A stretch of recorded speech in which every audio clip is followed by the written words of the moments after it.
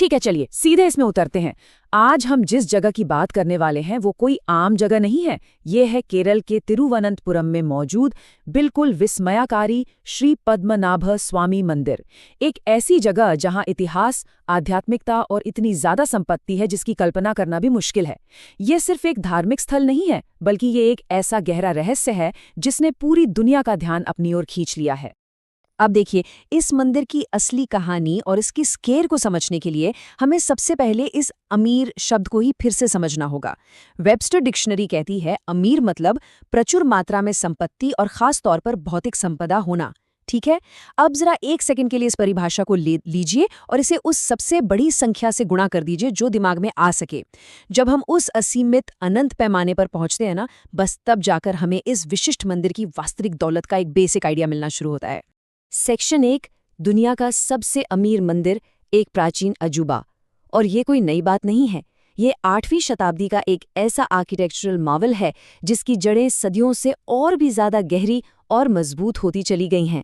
और ये जो नंबर है ना, 108, ये यहाँ बहुत जरूरी है। पूरे भारत में भगवान विष्णु को समर्पित ठीक 108 प्रमुख मंदिर हैं और श्री पद्मनाभ स्वामी मंदिर इनमें से एक बहुत ही खास जगह रखता है। इसकी सबसे बड़ी खासियत ये है कि यहाँ भगवान विष्णु अपनी अनंत शयनम मुद्रा में हैं। मतलब वे अनंत नाम के एक बेहद विशाल और फन वाले नाग पर आराम करते हुए दिखाई देते हैं। चलिए अब आगे बढ़ते हैं और देखते हैं कि ये सब कैसे विकसित होता है। शाही विरासत और प्रबंधन, भक्ति और कानून की एक विरासत। इस ऐतिहासिक टाइमलाइन को देखने से हमें इसके मैनेजमेंट का पूरा इतिहास बिल्कुल निष्पक्ष तरीके से समझ में आ जाएगा। तो 8वीं सदी में इसकी शुरुआत हुई, फिर राजा मार्तंड वर्मा ने इसकी बहुत भव्य तरीके से मरम्मत करवाई और त्रिपदी दानम की एक अनोखी परंपरा शुरू की। इसका मतलब था अपना सब कुछ मंदिर के देवता को सौंप देना। फिर 1965 में त्रावणकोर के आखिरी महाराजा ने दान और बाकी कामों को चलाते रहने के लिए एक ट्रस्ट बना दिया। लेकिन असली मॉडर्न ट्विस्ट आया जून 2011 में, जब अदालत में एक याचिका दायर हुई जिसमें मंदिर के मैनेजमेंट में पारदर्शिता की मांग की गई। और फिर एक लंबी कानूनी लड़ाई के बाद 2020 में सुप्रीम कोर्ट ने तय किया कि शाही परिवार के पास ही मंदिर के मैनेजमेंट का एकमात्र अधिकार बरकरार रहेगा। गुप्त तय खानों को खोलना, 2011 की खोज।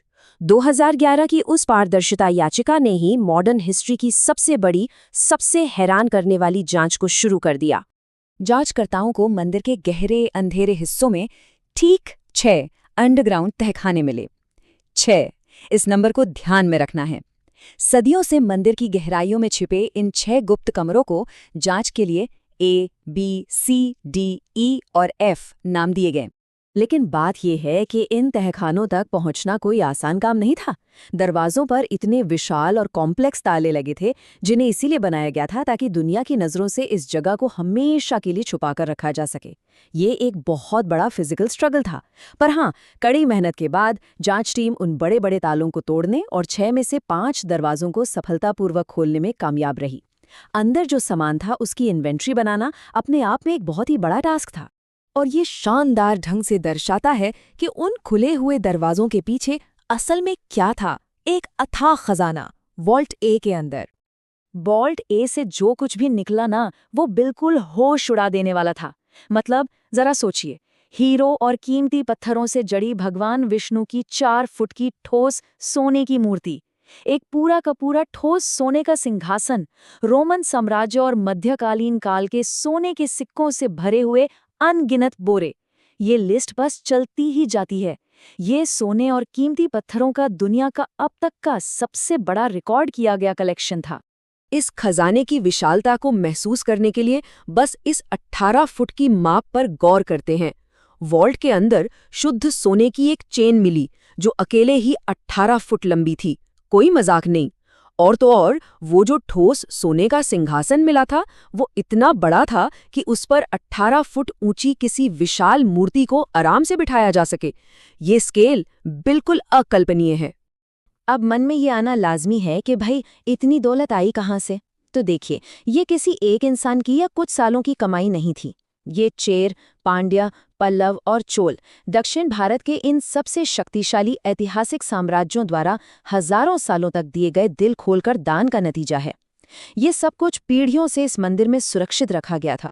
5 तहखानों की इस चकाचौंध के बाद अब कहानी एक बहुत ही गहरी और रहस्यमयी पहेली की तरफ मुड़ती है।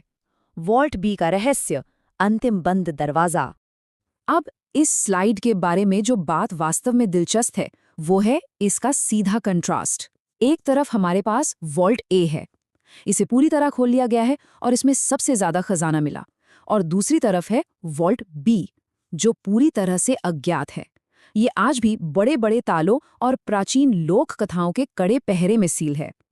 लोकल मान्यताओं की माने तो इस आखिरी तहखाने को खोलने का मतलब है बहुत बड़ी मुसीबत को बुलावा देना। कहा जाता है कि इस दरवाजे की रक्षा अलौकिक शक्तियां कर रही हैं। कुछ रचनात्मक लोक कथाएं तो यहाँ तक दावा करती हैं कि अंदर जहरीले सांप और पिशाच यानी वैम्पायर्स का पहरा है। हम यहाँ किसी मान्यता का समर्थन नहीं कर रहे हैं, बस ये देख रहे हैं कि कैसे इस अनखुले तहखाने ने एक बिल्कुल ही नई मिस्ट्री को जन्म दे दिया है। इन सब में सबसे दिलचस्प किस्सा वो है जब मंदिर के अधिकारियों ने असल में वॉल्ट बी को खोलने की कोशिश की थी। सोर्सेज बताते हैं कि जैसे ही उन्होंने दरवाजा खोलने का प्रयास किया, उन्हें अचानक समुद्र की तेज लहरों के टकराने की भयानक आवाजें सुनाई देने लगी। ऐसा लगा जैसे इस तहखाने का सीधा कनेक्शन अरब सागर की ऊबड़-खाबड़ लहरों से हो। ये इतना खौफनाक था कि वो तुरंत पीछे हट गए और प्रयास वहीं रोक दिया गया। तो ये पूरी कहानी हमें एक ऐसे पॉइंट पर लाके खड़ा कर देती है जहां हजारों सालों का इतिहास, बेइंतहा दौलत और एक कभी न सुलझने वाला रहस्य आपस में टकराते हैं। ये सब एक बड़ा सवाल छोड़ जाता है कि आखिर कितनी संपत्ति बहुत अधिक संपत्ति होती है, और सबसे बढ़कर वॉल्ट बी के उस सीलबंद अनछुए दरवाजे के ठीक पीछे वास्तव में क्या छिपा है। खैर, फिलहाल तो इसका जवाब आने वाले लंबे समय तक इतिहास के पन्नों में ही दफन लगता है।